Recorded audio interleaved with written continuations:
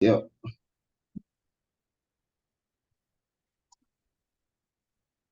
Eh, Assalamualaikum warahmatullahi wabarakatuh. Kami dari kelompok 5 akan mempresentasikan tentang analisis manajemen piutang pada PT Indofood Sukses Makmur. Kelompok 5 terdiri dari Muhammad Sudiana, kemudian Muhammad Faiz Syahrul Ramadan, ada Aryan Kramadi Brata, ada Muhammad Haji Gumilang, ada Kevin Giovanni, ada Fikri Nabil. Baik, selanjutnya pendahuluan. Selanjutnya langsung. Latar belakang, pertumbuhan industri saat ini didorong oleh kemajuan dari berbagai sektor, termasuk industri makanan dan minuman. PT Indofood Sukses Makmur Tbk sebagai salah satu produsen makanan dan minuman terkemuka telah mengalami transformasi menjadi penyedia solusi pangan lengkap. Perusahaan ini terlibat dalam seluruh rantai produksi makanan, mulai dari pengolahan bahan baku hingga produk yang jadi tersedia di toko-toko retail.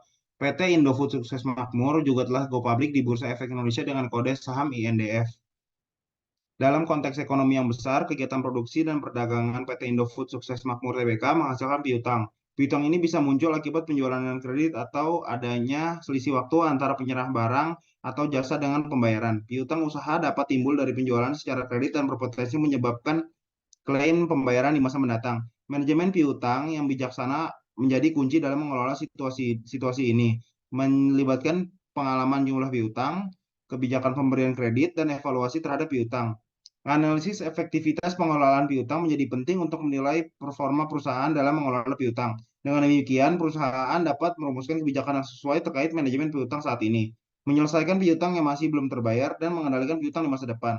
Analisis rasio keuangan digunakan sebagai alat untuk mengevaluasi sejauh mana manajemen piutang efektif. Data laporan keuangan dan perusahaan tahun 2020 dan 2021 digunakan sebagai dasar perbandingan dalam analisis ini.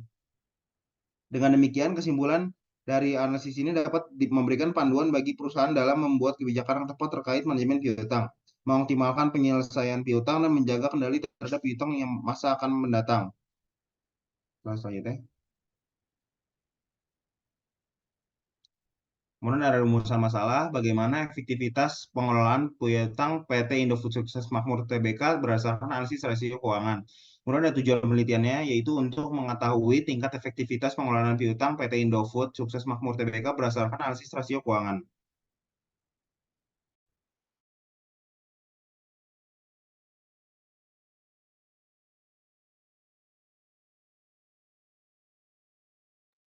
Tinjauan pustaka manajemen piutang merupakan salah satu komponen model kerja yang berputar.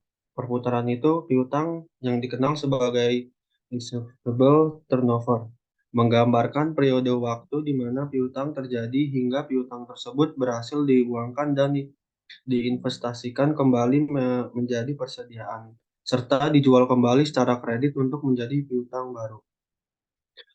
Efisiensi perputaran piutang terkait dengan syarat pembayaran yang diterapkan oleh perusahaan.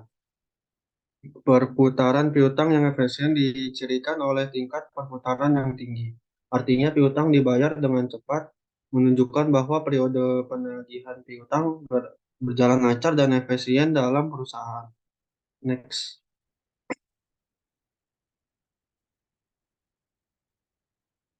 PT Indofood sukses makmur. Indofood merupakan perusahaan Total Food Solutions yang beroperasi di seluruh rangkaian produksi makanan, mulai dari pengolahan bahan mentah hingga distribusi produk konsumen di pasar. Dikenal juga sebagai pemain terkemuka dan mapan di setiap kategori bisnis yang dijalankannya.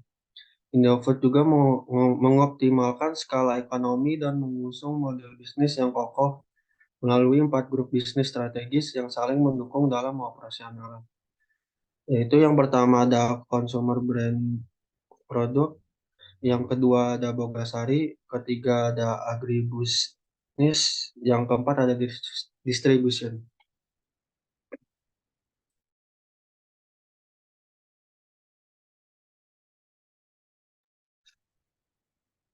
Lalu untuk pembahasan di sini ada tabel rasio likuiditas, dan untuk rasio likuiditas PT Indofood Sukses Makmur itu rasio lancarnya pada tahun 2020 2020 mencapai 140%, itu dikategorikan sebagai kurang baik, berada pada rentang persentase 50% sampai 149%.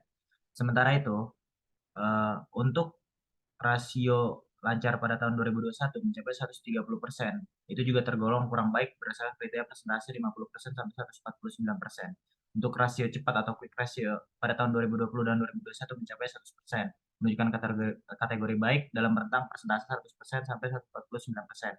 Untuk rasio kas pada tahun 2020 mencapai 62%, dikategorikan sebagai sangat baik, berada pada persentase 50%. Lalu untuk sedangkan pada tahun 2021, rasio kas itu mencapai 73% dengan penilaian sangat baik dalam persentase 50%.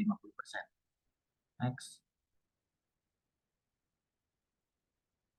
Nah, di sini ada tabel rasio solvabilitas. Untuk di sini terlihat bahwa pada tahun 2020 nilai debt rasio mencapai 51%. Diklasifikasikan sebagai kurang baik dalam rentang persentase lebih dari 50% sampai 60%. Sementara itu, pada tahun 2021 debt rasio mencapai 52% dengan penilaian kurang baik dalam persentase yang sama, yaitu 50% sampai 60%. Untuk debt to equity rasio pada tahun 2020 itu mencapai 106%. Dengan penilaian kurang baik dalam rentang persentase lebih dari 100% sampai 50%, pada tahun 2021 debt to equity ratio mencapai 107%. Juga dikategorikan sebagai kurang baik dalam rentang persentase lebih dari 100% sampai 150%. Selanjutnya akan dijelaskan oleh teman saya. Oke, buat selanjutnya ada rasio aktivitas dari PT Indofood Sukses Makmur Tbk. Dari rasio aktivitas dapat diketahui bahwa rasio perputaran piutang itu mencapai 15,4 kali. Diklasifikasikan sebagai sangat baik dalam rentang presentasi maksud saya lebih dari 15 kali. Sementara itu pada tahun 2021 rasio perputaran piutang mencapai 15,9 kali dengan penilaian yang sangat baik dalam persentase yang sama, yaitu lebih dari 15 kali. Rasio perputaran sediaan pada tahun 2020 mencapai 4,9 kali, dikategorikan sebagai kurang baik dalam rentang presentasi 5-9 kali. Pada tahun 2021, rasio perputaran sediaan mencapai 5,3 kali dengan penilaian kurang baik dalam rentang persentase 5-9 kali. Next. Selanjutnya ada rasio probabilitas. Maksud saya ada rasio profitabilitas dari PT Indofood Sukses Makmur Tbk.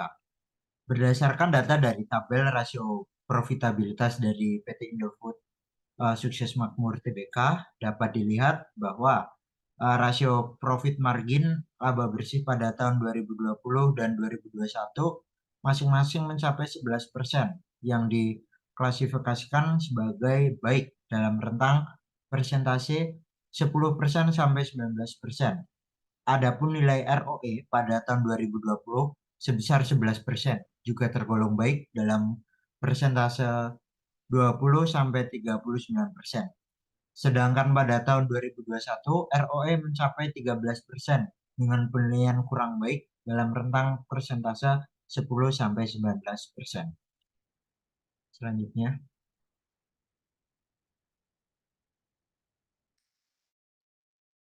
Kesimpulan dan saran. Kesimpulan, berdasarkan analisis rasio keuangan PT Indofood Sukses Makmur Tbk selama tahun 2020 dan 2021, perusahaan menunjukkan performa yang beragam dalam berbagai aspek keuangan. Meskipun memiliki rasio likuiditas yang bervariasi, terlihat bahwa manajemen piutang perusahaan dalam kategori baik dengan rasio perputaran piutang yang sangat baik. Di sisi lain, terdapat tantangan dalam manajemen solvabilitas dengan nilai debit ratio dan debit to equality ratio yang kurang baik. Next.